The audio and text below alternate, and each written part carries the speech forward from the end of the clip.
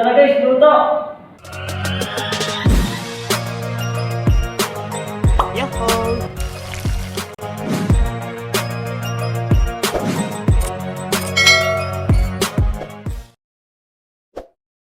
What's up guys? Magluluto po tayo ng pinakbet. Special request from my brother, Jebert Eraskin. So, gagawin po na ganito. Let's go! Okay guys, ito na po yung ating mga ingredients. So, meron po tayo nitong fried pork liempo. Guys, napaka-crispy niyan. Ang nilagay ko lang dyan, asin tsaka paminta. Meron tayong sibuyas, luya, bawang, kamatis, kalabasa, pampalino ng mata para kay crush na hindi makita ang iyong halaga. Meron din tayong talong, siling green, ampalaya, okra, sitaw. Meron din tayong bagoong alamang na ginisa. Wow! And last, meron tayong ground pepper guys. Okay? So yun, ilalagay po natin yung mga bawat sukot nito sa video habang tayo nagluluto. So umpisa na natin! Let's go! So ayan guys, nakasalang na yung ating kawali. Meron na rin siyang mantika. So ito yung pinagpituhan natin kanina ng fried pork liempo. Ito na yung gagamitin natin guys para mas maging masarap yung ating pinakbet.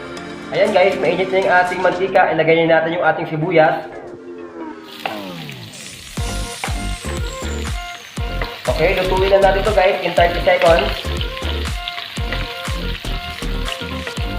Lagay natin yung bawang.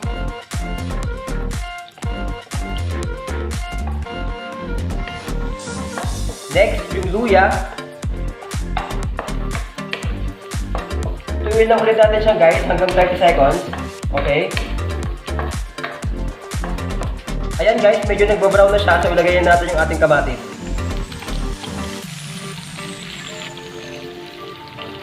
Ayan guys, haluin lang natin siya.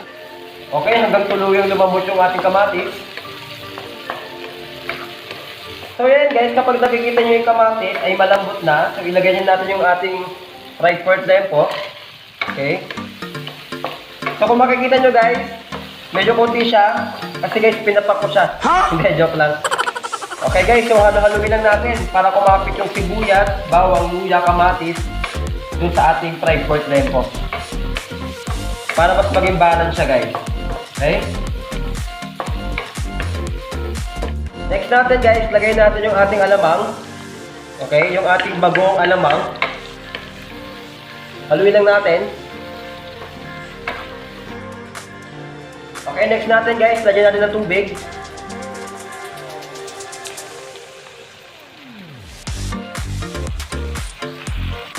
So ayan guys, haluin lang natin ulit.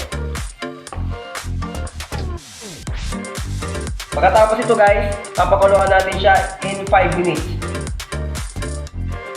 Okay guys, after 5 minutes, ilagay na natin yung ating kalabasa.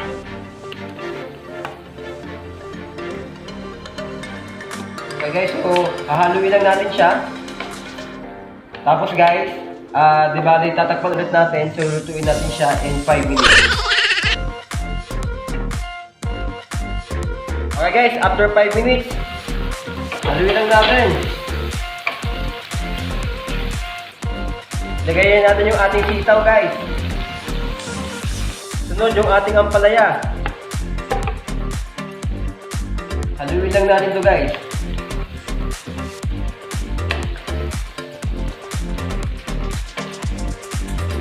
Okay guys, after nating mahalo, so pakipat ulit natin. So lutuin natin siya in 3 minutes.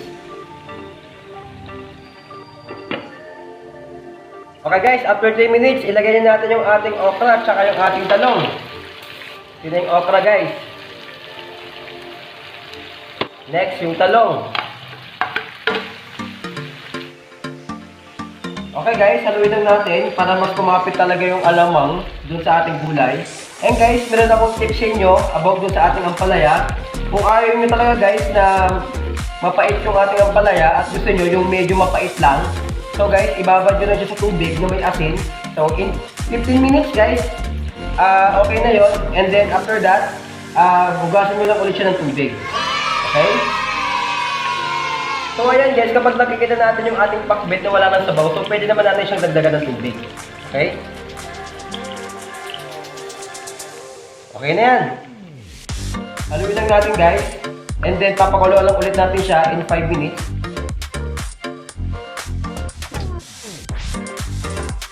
Okay guys, so after 1 minute pa lang naman yung nakakalipas. So bago ko makalimutan, ilagay na rin natin itong ating sili guys.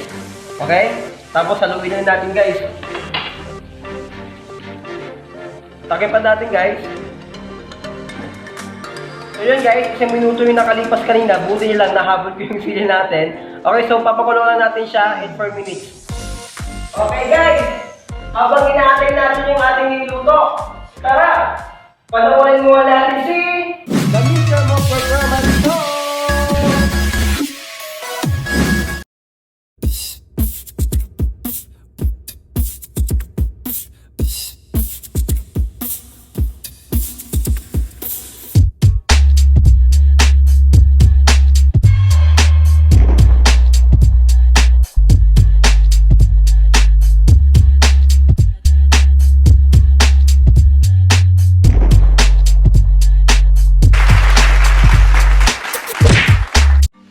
Okay guys, kung nagustuhan po natin yung ating performance, please like, share, subscribe, and hit the bell button para palagi po tayo updated sa ating mga upcoming videos. Okay guys, balikan na ulit natin yung ating minuto. Tara! Okay guys, okay na to. So lagyan na natin yung ating ground pepper guys. Okay? Okay guys, kailangan dahan-dahan lang yung paghalo natin para hindi madurog yung ating kalabasa. Okay? So I think guys, mga 30 seconds, okay na to. Okay guys, ito na yung ating pinakbet guys. Okay na to guys. Ready to serve na. Naku po, nakaparami na naman tayo ng kanin na to guys. Okay guys, ihain na po natin ang pinakbet natin. Tignan nyo yun guys. Lantad-lantad yung alamang oh. Siyempre, ilagay na rin natin yung ating rice. At last, hindi mawawala. Alam na guys. Woohoo! Ang ating Coke. Okay guys, kung umabot po kayo sa video ito, lutos po ako nagpapasalamat. And I hope guys na meron kayong mga nakuwang idea sa ating cooking tutorial. And nag-enjoy po kayo sa ating performance.